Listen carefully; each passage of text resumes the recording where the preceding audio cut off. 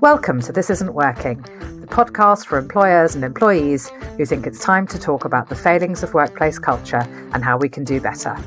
I'm your host, Tanya de Grunwald, an HR commentator who's watching, listening, and hopefully asking the right questions. Okay, let's get this working. Hi, everybody. Well, I don't know about you, but I was just coasting towards a peaceful, well-earned break over the festive period, and I wasn't expecting an almighty HR Christmas ding-dong to break out. This was sparked by a couple of articles, one in the New Statesman and one in the Times, lobbing some pretty harsh words at the UK's HR industry. In response to this, Peter Cheese, CEO of the Chartered Institute of Personnel Development, or CIPD, posted a statement backing the HR profession, including his members. Now, he probably wasn't expecting what happened next, which was that quite a few of them lobbed some criticism back at him. They suggested that the CIPD itself had lost its way and is overcharging members while failing to understand their priorities and deliver what they really need. Now, my sense is that this is just the start of long overdue conversations about what isn't working in the UK's HR industry and how it can be improved. Something I look forward to discussing further with senior HR professionals and other experts on this podcast in 2025. For now, I've recorded a discussion with my friend Levi, who's director at Plinth House, which provides universities with training and consultancy in response to complex student cases, incidents, and student distress. In the past, Levi has worked in DEI roles at various universities and in the Scottish Parliament, having started his career at Stonewall. Despite all of this, he has retained his marbles and his sense of humour, as you'll see. Just one more thing, a quick thank you to everyone who supported this podcast since we launched in April. From the new year, episodes will be published more regularly, and I'll also be focusing on building a community of sensible senior HR professionals who are craving robust conversation about the issues that matter most to you and your organisation. So do get in touch with me via LinkedIn if that sounds like you. Okay, enjoy the episode. Hi, Levi. Thank you so much for joining us today. Hi, Tanya. Great to be here. Okay, so we've got a lot to discuss. There have been two quite punchy articles written about the HR industry, which came out towards the end of November, start of December. And I think they've taken the industry by surprise. And there's been a kind of external, what feels like an attack, I think, to some people. It kind of did to me, to be honest, which kind of came from nowhere, from two different authors, coming from a sort of similarly critical perspective, asking good questions, but it's not really what we're used to seeing a lot of. So I wanted to talk about those two articles today, and I know we've both had a good read of them. The first one was by Pamela Dow, and it's called HR Britain, How Human Resources Captured the Nation. And the question that she's asked is HR the force holding back our economy? Yikes. You've done a bit of reading about Pamela Dow, haven't you? I know her a little bit. Do you want to just tell us what you know about Pamela Dow? Yeah, so she's clearly had a lot of experience of managing large organisations and teams. I mean, as a former director of strategy at the Ministry of Justice and similar roles, she will have, had experience of that kind of strategic leadership. But I think looking at how she starts the article, she essentially says that it wasn't until she joined the Cabinet Office and led a project in 2020 that she really started to see human resources up close. Because she was asked to lead a project on civil servant training. And basically she started to, I think it's fair to say, become a bit concerned about the scale, the focus of HR, and potentially the politicisation, I guess, of the industry. Mm-hmm. Okay. She was also the chair of the government's Inclusion at Work panel, which came out in the spring, and it was in April, which is all about diversity and inclusion, where she felt that the industry could be better as well.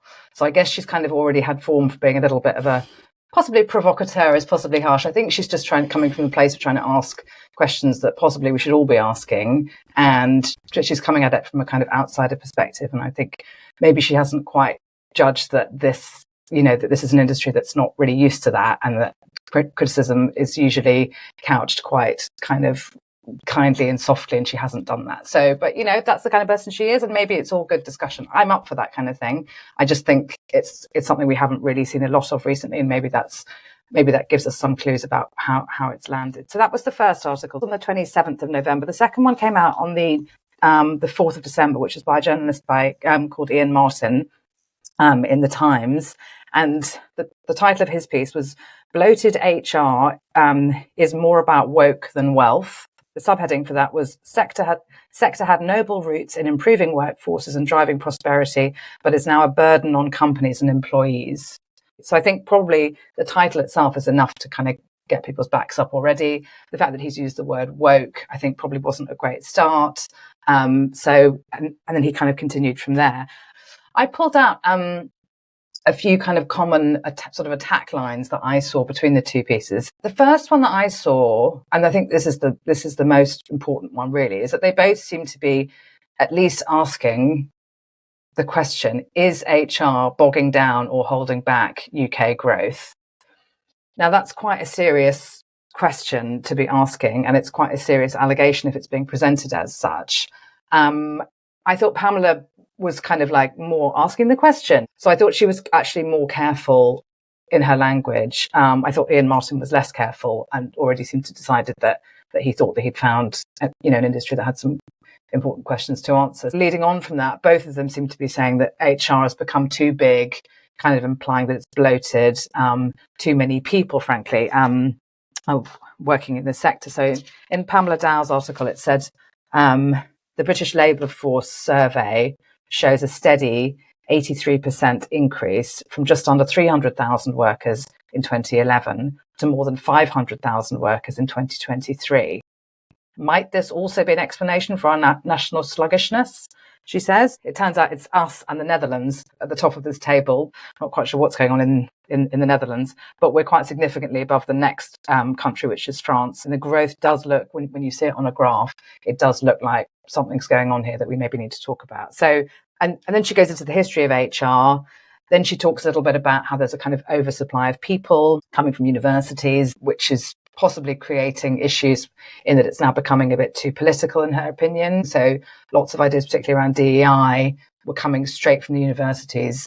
What young people think of as being inclusive might not be everyone's idea of inclusiveness. And she seemed to be suggesting, both articles were suggesting that HR's reputation seemed to be badly damaged by bad DEI, by which I mean the application of policy, whether the policy is right or not, but it's not being well applied. She also seemed to be sort of saying, as they were both saying, that it had become very inefficient and lost focus. Lots of cumbersome HR processes, not only are they not doing good, but some of them are actually actively doing bad. So there was a lot in there. Well, I guess the idea that we're a global outlier is interesting. I had more questions after reading these articles than they necessarily answered. For example, it's one thing to look at a single figure over time and see that the proportion or the number of HR professionals in the UK is going up significantly. But what's happening to the shape of our economy over that period? So, since 2010, which is the kind of period that she was looking at, we have also seen quite a significant increase in the number of medium and large size businesses in the UK. And those are the companies that are far more likely to have HR departments. Small companies are more likely to manage things in very different ways. So could it be that it's simply tied to changes in the demographic structure of our business economy? So I think, to some extent, I always get a little bit jittery when I see someone pull out one single sort of figure over time and show a trend and draw conclusions. I think they made, both articles kind of made similar leaps when it came to things like, over the period when we've seen increases in the numbers of HR professionals, we have also seen significant increases in the number of tribunal cases. And the implication was slightly that there was a causal relationship there, that somehow HR bureaucracies have somehow created those tribunal cases. Now, that might be the case. I don't know. Maybe some of the things HR is doing are making tribunal cases more likely to be lost by organisations. But maybe HR is a protective factor. And actually, had it not been for those HR teams, we would have seen an even higher increase in tribunals. So there didn't seem to be any real response from anybody in the industry within these articles. I thought that was what was kind of missing for me. They were almost both like kind of big sort of comment pieces themselves. Yeah, I guess when you write an article like this, what are you hoping to achieve from it? Because it's quite a big statement to make, and the people who are in those roles are very unlikely to. They probably just want the issue to go away, right? They're probably just thinking, oh gosh, don't quite know what to say about that. I think where she lands at the end of the article is that her her thinking is that in the future, the leaders of organisations are going to rethink the HR function. So I don't think she was necessarily expecting a whole load of HR professionals to engage either way with what she was saying immediately. I think she's sort of mapping out a future trend where she sees there will be more questioning of value for money, streamlining, efficiency within this function that maybe there hasn't been a call for up until this point. It's a good question, actually, why she wrote it. That doesn't come across from here. I've actually got an update on that because I've actually been in touch with her myself. So, and I've got some thoughts from her. I think hearing from her, we'll go into more detail in a minute, but I think she wanted to get the conversation started. And I think if that was her aim, she certainly achieved that. I think Iain Martin was much more like, let's just put the boot into HR. This sounds fun. That seemed like, from my perspective, let's just slag them off, which it didn't seem to be like quite as constructive. Okay. I think they both suggested that the CIPD, which most people listening to this will know is the Chartered Institute of Personnel Development, which is the industry body for HR, was part of the problem, which is quite interesting. And there was also a point about how the industry might be sort of in some way stealing talent from other sectors. And they named teaching and saying, why are there not enough teachers? Is it because all the people that used to go into teaching are now going into HR? And is this the best use of our bright young people? I thought both of them had a sort of slight sense, particularly in Martin's, that also HR is just getting on everyone's nerves, frankly. And I thought it slightly came across from both of them, more with Iain Martin, I think, that it seemed almost like they would take delight in seeing HR shrink, which of course would mean people out of work, which I felt came across as a little bit mean-spirited. So I thought that was maybe a little bit of a dig, but we can talk about whether that's a reasonable challenge or not. Reading the Iain Martin piece, it did feel like a lot of that was about woke and about DEI. So he started off talking about Pamela's article and some of the stats around us being a global outlier in terms of the size of HR. But for the last sort of 40% of the article, it pivots into focusing exclusively on DEI. And I'm not saying he's necessarily wrong to target DEI. In fact, I think what comes out of both of the articles is a sense that maybe HR hasn't done itself any favours by adopting a DEI in the way it has. It really has kind of grabbed hold of it. So often the DEI function is embedded within HR that it's hard to separate the two now. And if there are problems with DEI, that could take HR down with it in lots of ways, in terms of public perception, in terms of, the impact that it's having within organisations culturally and so on. Yeah. I mean, I've been concerned about DEI for quite some time, as you have as well. In that we haven't been clear enough on what the good stuff is and what the less good stuff is, and in not being able to have that conversation, even that conversation has become very taboo.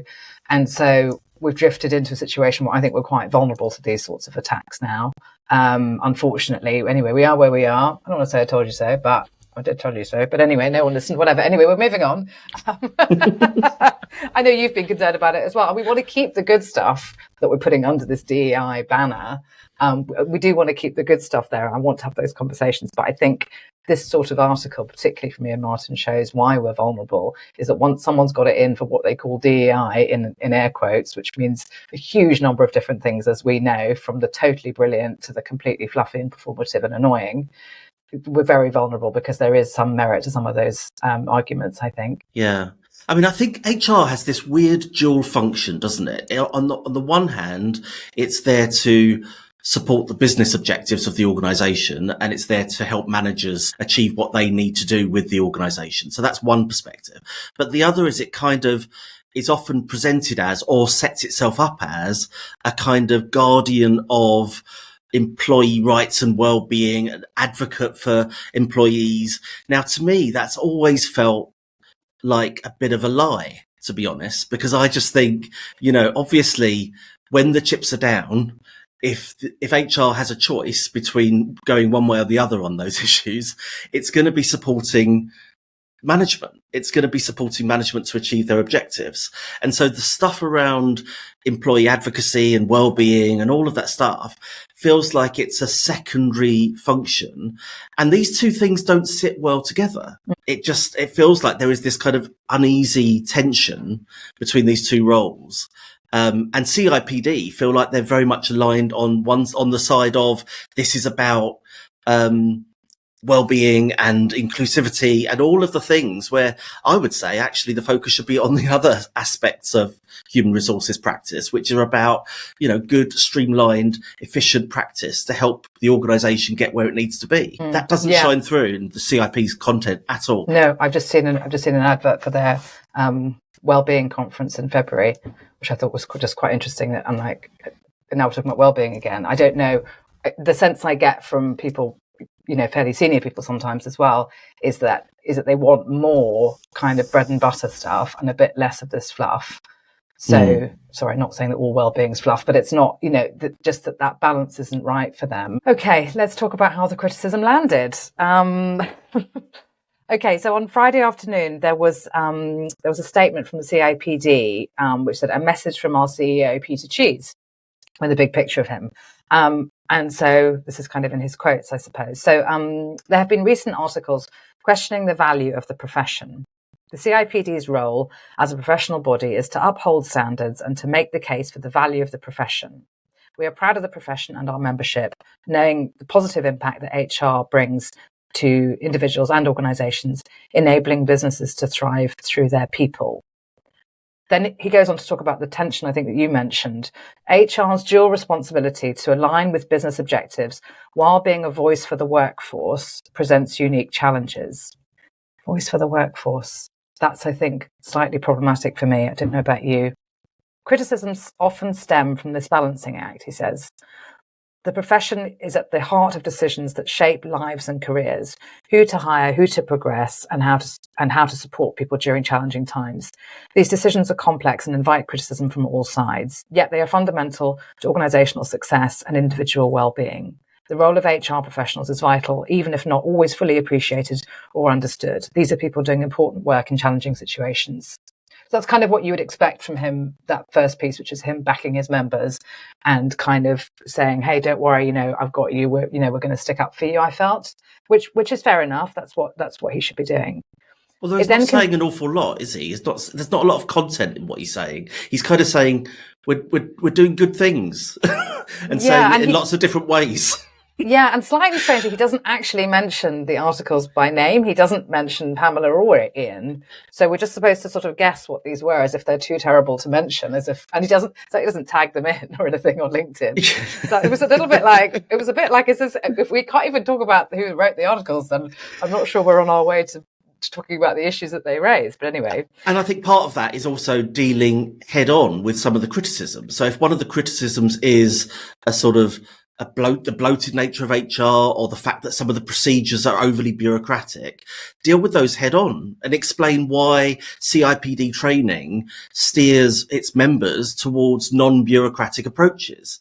He doesn't do any of that. He just he's all about the fluff for the first 3 paragraphs of this statement. I feel it's all like we're doing good things and we're values based and we've got a difficult job to do, and it's like, yeah, but that none of that is addressing what Pamela was actually raising in concrete terms. Yeah. He does a little bit in his next bit. So he says, recent critiques fail to acknowledge the evolution of HR. The profession is no longer limited to administrative functions. Today's professionals are key to realising business priorities, driving performance, skills development and transformation. These are not just HR agendas, but core business imperatives. The profession has adapted to meet the challenges of a changing world, from navigating pandemic-related upheaval to a changing technological and socio-political landscape. Now, I actually agree with him on that. I think we need to see HR in a broader cultural context. And things like the pandemic was extremely challenging for HR. I mean, that was absolutely massive. We had never seen anything like that. And from my perspective, I thought people actually did a pretty good job of that, considering what a nightmare it was for loads of people. And people all knuckled down and did it while they had their own children under their own feet at home. So I felt that they did have a tough time. I think he's actually right in that respect, that I think there needs to be even more thought given to what HR means each year. It is not going to stand still. And I think the world is getting faster and faster. I think next year is going to be extremely bumpy for all sorts of reasons, social reasons, political reasons, cultural reasons. And I think HR needs to move with the time. So I agree with him on that. I think seeing anybody's work in the context of the wider world is vital. And when you lose that thread, you've had it, really. So I would support him in that. And I think when he talks about the changing socio-political landscape, we have to take into account the fact that there is more and more legislation being generated that relates to businesses in terms of their role as an employer. So we've just had, relatively new government elected, and they've got a whole load of promises around new equalities legislation, around new employment rights. There's an employment rights bill going through Parliament at the moment. Now, unless you've got a function that can get on top of and interpret those changing regulations, you're just going to fall foul of them, aren't you? You're just going to create different problems further down the line. So I think his idea that actually we're a necessary part of responding to external changes and drivers, I think that's absolutely fair. And in some ways, I think I might have led with that rather than leading with some of the stuff that he did lead with. Yeah. Okay. Final paragraph. I guess he's trying to end on something hopeful here. Over the coming months, we have a series of activities planned to amplify the voice of the profession and further demonstrate its value. This will include sharing the story of HR's evolution over the years and its vision for the future, further improve our practical tools to empower professionals to make a positive difference, and launching a campaign to highlight the transformative impact HR has on organisations and their success. And then it just ends. And we're sort of left with a few hashtags, #HR, #better work. And we're kind of just left with that. Towards the end, where he starts talking about efficiencies, I really like that tone. I just want to see that backed up with, this is how CIPD actually drive efficiency. Because it doesn't go on their website, the strap line that they've got on their front page is championing better work and working lives around the world. The focus is on individualistic kind of, work-life balance issues, equality issues. That's the vibe. It's not, we're helping organizations function better. It feels like we're helping individuals get more out of work. And those are two very different perspectives. Yeah, you're right. I hadn't thought about that, whether they're fundamentally pro-employer or employee, because those two things don't always sit that well together. You're right. It's not really clear. And whether they are clear on that, I'm not sure they are clear. I think they probably feel torn. And I think a lot of these organisations they have their own drivers, right? These kinds of umbrella regulatory bodies, membership bodies, they are in a way trying to appeal to their members.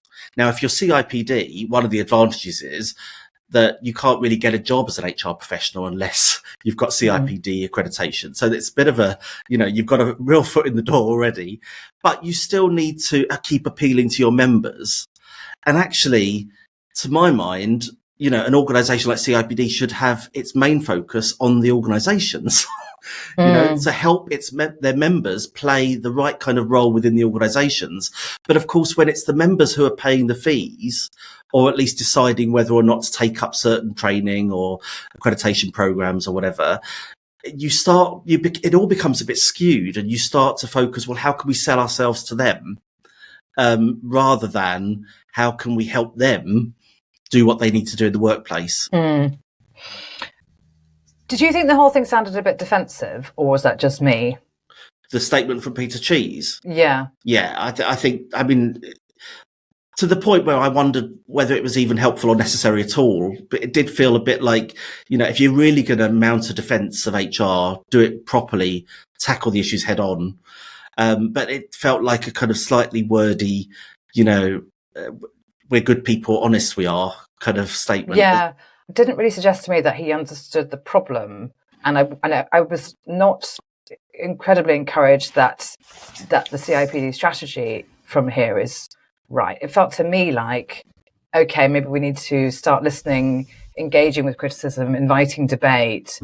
But what he ended up doing was jumping to what sounded like a rather defensive position, whether he meant to or not, and then immediately thinking about how we have to tell everyone how great we are, which doesn't really feel like the answer here. That's like, oh, hang on a minute. This should be a sort of wake-up call. Okay, people aren't loving us.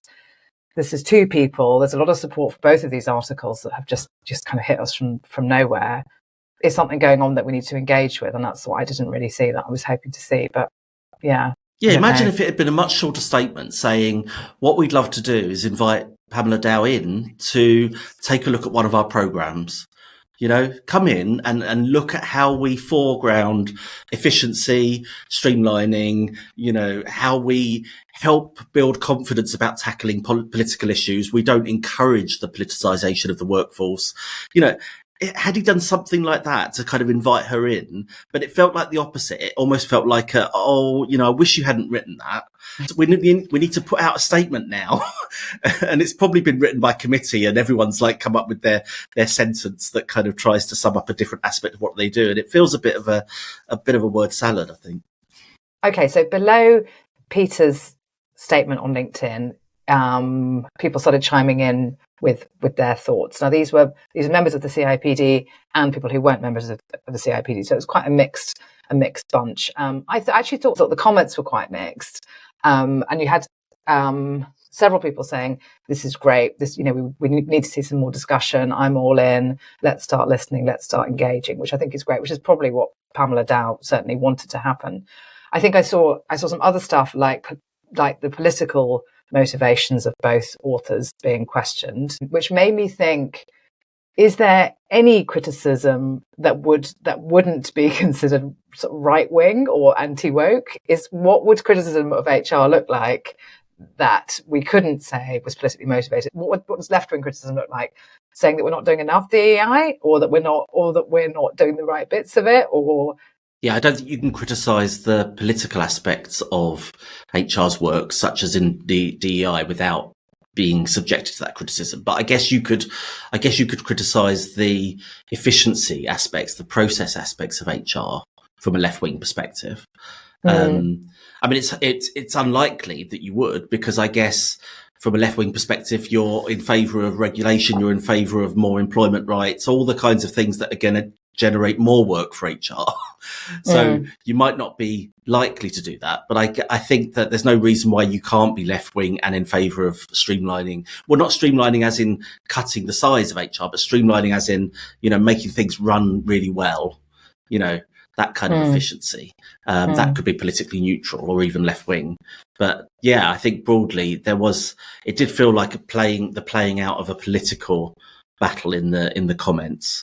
So there was a comment from somebody called Jennifer Hume who said, "It's good to be challenged so we remain relevant. I'll happily discuss HR's role in business success," which was great. There's a chap called Mark Whedon who said, "Personally, I'm proud to be in HR, honoured to know so many fantastic folk in the HR community, and very much aware of the difficulties most practitioners face in the workplace environment that has become far more complex and difficult since I started out." I think one of his questions also was whether there were other things going on that weren't HR's fault. He does start by saying, yes, HR is not perfect, and seemed to think it was a bit harsh that all this stuff was kind of dumped at their door as if it was all their fault. Particularly, he was talking about Brexit as well, which I don't know if that was given enough space, and the impact of COVID. And the government's not been in great shape the last few years either. So all of those things have made it difficult. Cost of living crisis, geopolitical issues. So I think he was making that point as well, that hang on a minute, this has been difficult circumstances. And then someone else was a bit cross about this idea that HR is to blame for the shortfall of teachers that we may have. They were a bit like, hang on a minute, where's the data for that? And then, clearly there's a lot of support for Peter personally as well. Somebody called Duncan Brown said, "Bravo, Peter. The profession isn't perfect, and my levels of optimism for our influence and impact have gone up and down over my 40-year career in it. But I'm more optimistic than I ever have been that more and more of us are improving the experiences of people at work and playing a key role in the delivery of an organisation's mission, purpose, performance. And goodness me, the world of work and more widely would be much worse off without the CIPD pushing hard in its second century. Bravo." So, there obviously is support, which was nice to see, I guess. And then there were some other comments. Somebody said it was a painful read. Someone said they were shocked at the tone, considering the publication. That was a reference to the New Statesman. A couple of people picked up on this thing about bad DEI policy, which may have let down the wider HR industry. Somebody called Alex Hooper says, "I think one of the reasons that the HR function has come under scrutiny is the perception that it's politicising the workplace. When certain values and behaviours are elevated above others, it can leave those with a different viewpoint feeling disenfranchised. What strikes me is what strikes me most is the division being sown around the right and wrong views, those are in quotes. When acting as a collective voice for the workforce, it's critical that all voices are heard and considered with equal merit. Amplifying some voices and dismissing others as less valid or even offensive leads to resentment and conflict. So I think, there are some questions around there. I did think also, I think there are some bigger problems actually for the CIPD, which seem to be emerging here, not just for HR, but for CIPD particularly. So the most popular comment actually was by somebody called Katie Owens, and this had the biggest number of likes, of reactions. It had 75, which is by far and away the most popular of all the comments. So she said, the challenges and criticisms directed at HR reflect our daily balancing act, aligning with organisational goals while being a voice for the workforce. But increasingly, it's not just the profession under scrutiny. Questions are being raised about the value and relevancy of the CIPD. HR professionals are required to hold a CIPD qualification to establish credibility, yet the costs of membership, training, and conferences are hard to justify. Membership fees often don't translate into accessible high-value resources, and events can feel like sales pitches from vendors eager to monetize the profession. For a body meant to champion HR, this is disheartening. The real debate is whether the CIPD is evolving to meet the profession's needs. It's not just about making the case for HR's value to business, but ensuring HR professionals feel supported, empowered, and heard by their own representative body. HR doesn't need to keep proving its worth. Our contributions speak for themselves. What's needed now is a shift, both in how we advocate for the profession externally and how our professional body supports us on the ground. Ouch. So I think that's quite a kind of shot across the bow, to be honest. I don't know how that will have landed. What do you think? Yeah, I can imagine working at CIPD, reading that and thinking, actually, that is quite a damning indictment of our training, given that that's really all they're about is training, and she really went for it. I find the politicisation stuff really interesting as well. There's the comments that I was reading around that in terms of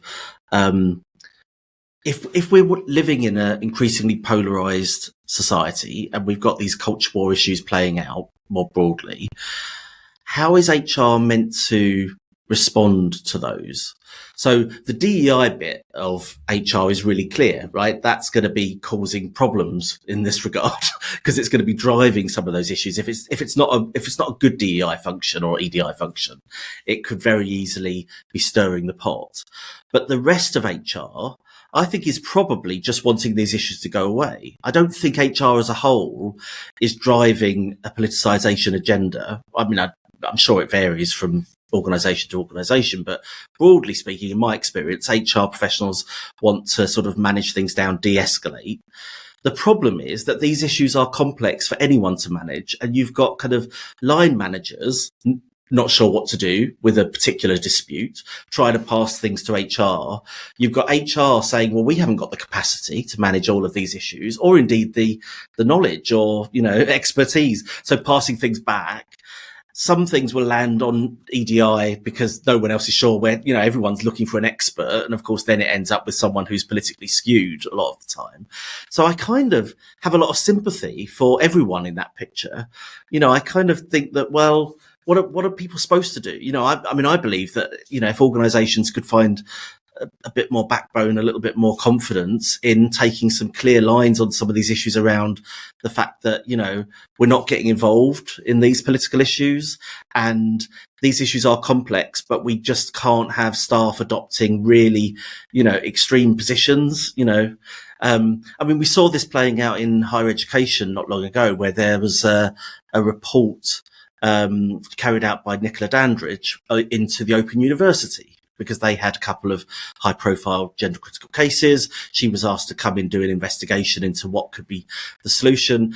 And as always happens with these things, or often happens, the solution is more and more and more.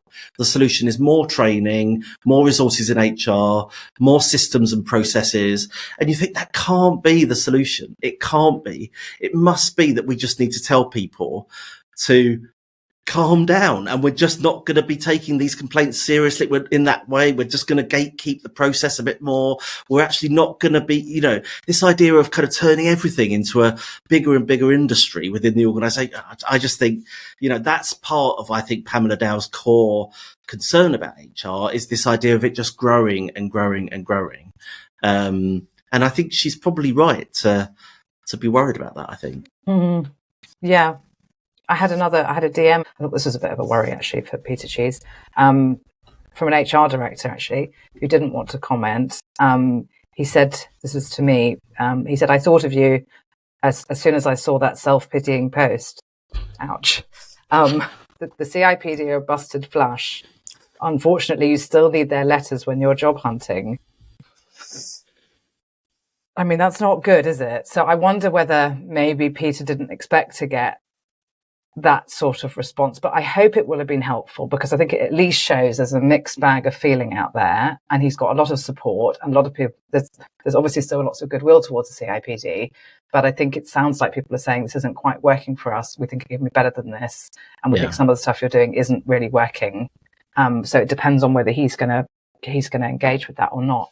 I'd like to give a little bit of voice to Pamela Dow, who's actually coming on the podcast in the new year. She was booked in anyway. I had no idea she was going to take a swipe at HR, but there you go. I seem to be hanging out in the sorts of circles with people that are prepared to be asked difficult questions and raise their voice. So we'll have her on in the new year talking about this. But I did just send her a little message and asked her a few questions about because actually I didn't know the background to this. So I hope it might be interesting, just in case anyone's interested in a bit of gossip, frankly. So I asked her why her piece and Iain Martin's both landed in the same week. Had she coordinated it? Because to the HR industry, it might seem like a bit of a coordinated attack. She says she doesn't know. She doesn't know Iain at all. He didn't contact her. Then she says, I chose the New Statesman carefully because I wanted to make sure it wasn't politically coded as part of some kind of culture war. I care about this as an issue too much, and I want to persuade a broad base of people to recognise the issue and try to solve it. I asked her what she thought of the response from the CIPD. She had read Peter's statement. I don't think she commented, or she certainly hadn't at the time we were recording this. And then what she thought of the reaction to it. So she said, Andy Rice Davis, who, for those who remember the Perfumer affair, I think that was a reference to her. There's some quote like, well, he would say that, wouldn't he? I think that's, anyway, if you get the joke, you get the joke. She doesn't really expand on that. So I think she's sort of saying, well, of course he's going to behave like that. But it was a bit of a dig with a wink, I think. Then she says that the statement itself seems like she would have wanted it to be a bit more evidence and a bit more getting into the points of what point of her article was. I think she, like us, thought it was a little bit too vague to be saying really anything other than why are you being so mean to us, which I don't think she thought was terribly productive. And then she said, what's good now is that we are now openly discussing something that everyone thinks is a problem, but no one seems to know how to solve. And I hope we can have that as a proper debate where everyone puts forward arguments with evidence and data, not just assertions. So I think that's fair enough. And I think a lot of people who are drawn to this podcast will appeal to them. I think, we seem to be attracting sort of reasonable, sensible listeners who are, think there's lots of good stuff here, but also we need to talk about the stuff that's not working so well. But, some people will find that kind of feedback quite difficult to hear. But I think, I'd like to see us become more robust in listening to things that we don't want to hear, because I think they're important too. Then, she said, I thought the responses on LinkedIn, including from HR people, were fascinating. She was disappointed there are a few what she calls bad faith interpretations of the article and defensiveness. Lots of people venting frustration about CIPD for charging so much for membership and events. Then she said, if I was Peter, I would use all of these for some soul searching about the purpose and quality and whether my points about this validity of the label profession have any truth. I know the word profession is a bit of something people talk about a bit. Okay, with reference to this charge of it being politically motivated, this article, Pamela's article, one person says that it plays into the hands of the anti-woke mob who lead with opinion rather than evidence. And then someone else says, completely agree, it reads more like a conservative think tank put it out as a war on woke HR piece, not the New Statesman. Worrying. And then Peter responded, I was a bit surprised by this actually. He says, agree, and was equally surprised to see the New Statesman publishing and giving such credence to that commentary. Sadly, we're rather too used to this kind of stuff in the Telegraph and the Mail! Exclamation mark. I have to say I was pretty surprised by that, because first of all, it sort of suggests that you don't think any of your members might read the Telegraph or the Mail, which I thought was very odd. Also, the Telegraph and the Mail are two of the biggest newspapers in the UK. So you should be worried about whatever they're saying. And it seemed like a very strange response. It was something a bit studenty about it, I thought. I thought it was very odd. I mean, it definitely sounds like his real voice, whereas his statement doesn't sound like, in comparison, his statement doesn't sound like him at all. It sounds like it's been written by committee. But that particular reply feels like you suddenly get a sense of his personal view. And there's a part of me that feels like, well, if that's really what you think, you should have led with that, or not expressed it at all. You kind of, just to lead with this kind of fluffy statement and then actually in the comments section imply your politics in that way feels a bit I think odd. it's one of the only comments that he put below his own statement, if not the only comment that he put. I have to say, I was taken aback when I read it. I thought it was a very odd thing for a chief executive of such a big organisation, which is supposed to be all about balance and inclusion, to make that point. So anyway, I asked Pamela about what her response was to the suggestions that the piece was somehow politically motivated. And she said, I don't really know what that means. She doesn't, have any particular political ambitions, and she wasn't told to do it by anybody, certainly not the Tories. But she says, I do care about state capacity and economic growth a lot. And I think it's a problem when bad ideas and practice have the appearance of legitimacy, or that government money is bankrolling a monopoly commercial operation, which could be embedding bad ideas and practice. So if political motivation means trying to persuade others that there's a problem to address, then I suppose that's true. Yeah. I mean, she's pretty punchy, Pamela. She's pretty. I mean, I like her a lot. She's a very kind of engaging and fun person. You'll see when she comes on the podcast. She just kind of wants to say what she wants to say, and I think she doesn't come from that HR nicey soft background. So she's just from a sort of different world, and I think that's kind of a shock to people. I think her style, is not something people are used to, but I think it's actually quite helpful and quite healthy. So I hope if we can kind of move forward from that, I think some of the points that she's made are interesting, and it's certainly, kick the hornet's nest, which, I mean, I'm in favour of this kind of thing too, but then people find me annoying as well. So maybe there's just room for more of us that are asking the annoying questions, and people find us annoying. But I don't know, we're all trying to move forward, we're all trying to be better. So I hope we can kind of get around that point, that at least we all agree on that. But I just don't know if the ideas about what better looks like are too varied. I don't know how hopeful I feel on that one. Well, some of those comments felt like they were doing the thing that they were accusing others of doing. So when they're saying, "Oh, this reads like an anti-woke piece that leads, and leads with opinion and sort of, fits everything else to fit," I kind of think, well, that's what those comments were doing. The culture war is always the thing that the other side's doing, right? We're being rational and calm, and it's the other side that's engaging in a culture war. And I feel like actually, I don't get the impression from Pamela's piece that she is engaging in a culture war. I think actually she's trying to make sense of a really complicated context. And I want to engage with her about the sort of factual basis for it, because I'm interested. For example, she says one of the things that she would like to do going forward is to question whether all HR jobs really need a degree, for example. That's interesting. I guess one of my questions would be, why are you restricting that to HR jobs? That's an issue across a whole lot of jobs and sectors that, maybe we're undervaluing people who don't have degrees, and, we're making this automatic assumption about degrees being necessary.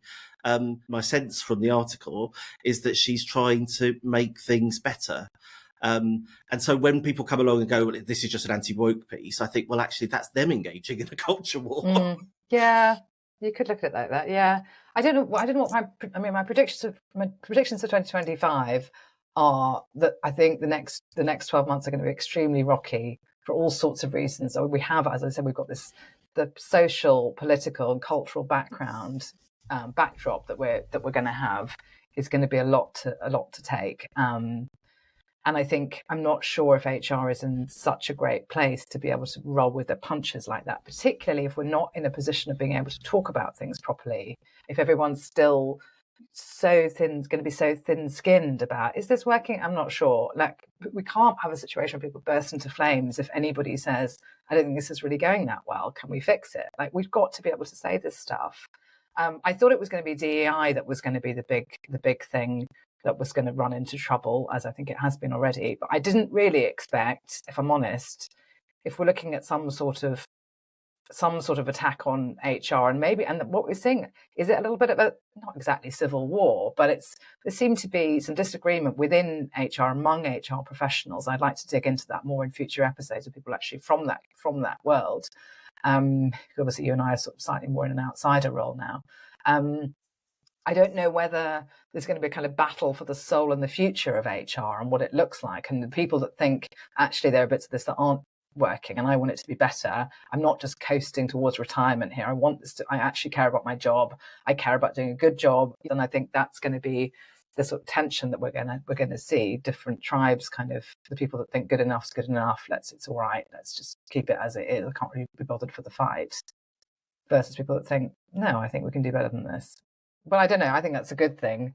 But I think it might be bumpy. And I didn't really see that coming. I thought DEI was the bit that wasn't really working. But it seems like in DEI not working, you've actually created it's maybe shining, I'm going to mix my metaphor, shining a light on other cracks that were there already,